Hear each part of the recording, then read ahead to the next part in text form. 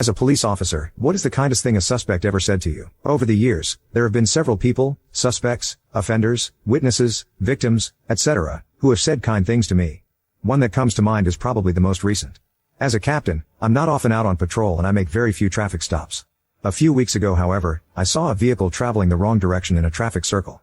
Given the danger presented, I stopped the motorist and saw that the vehicle was driven by a tiny African-American lady of about 65. I am a not-so-tiny 55-year-old Caucasian man, and that she was confused and upset by the unfamiliar traffic control device into which she had driven. I helped get her turned around and pulled to the side of the road where we were both safe. Pursuant to department policy, I asked her for her license, registration and proof of insurance. She paused for a moment and then started looking through her purse, center console and glove compartment for the requested documentation. Based on my experience, this suggested to me that she did not have one or more of the documents I had asked her to produce. I asked her if she had a driver's license and she admitted that her license was suspended. I couldn't help but notice the tears welling up in her eyes. I had already noticed that her license plate was expired, as was her motor vehicle inspection sticker. I then asked if her automobile was insured, and she told me it was not. In my jurisdiction, unless there are exigent circumstances, a vehicle found to be uninsured is to be towed and impounded. In addition, a motorist found to be driving under suspension may, at the discretion of the officer, be arrested, and should not be permitted to drive away from the traffic stop absent exigent circumstances which mitigate against preventing the motorist from driving any further. The lady had tears streaming down her cheeks, knowing she had a problem. She was wearing a business outfit, so I asked her where she was going, thinking that I might be able to drop her off if time was a problem. She explained that the previous week, she was hired by a local hospital and that day was to be her first at her new job.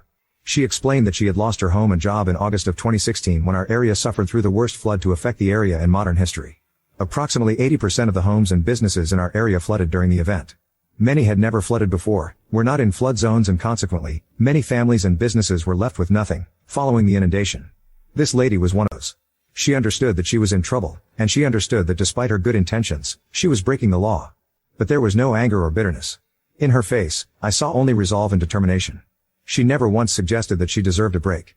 She didn't hint at leniency. She expressed no self-pity and did not seek to shift the blame. While I may not have shown it, I was very impressed with the way she was handling the experience.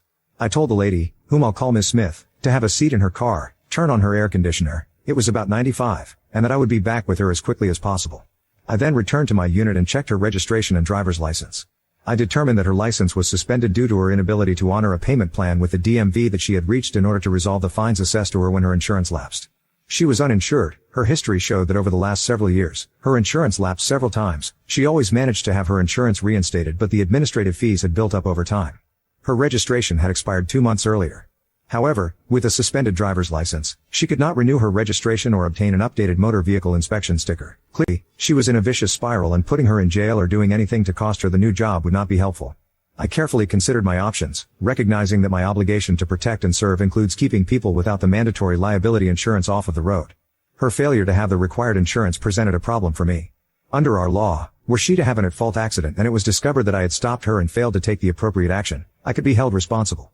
If I towed her car, she would likely lose her new job, which was going to pay her enough to get the required insurance, take care of her suspended driver's license and generally make her life better for the first time in 2 years.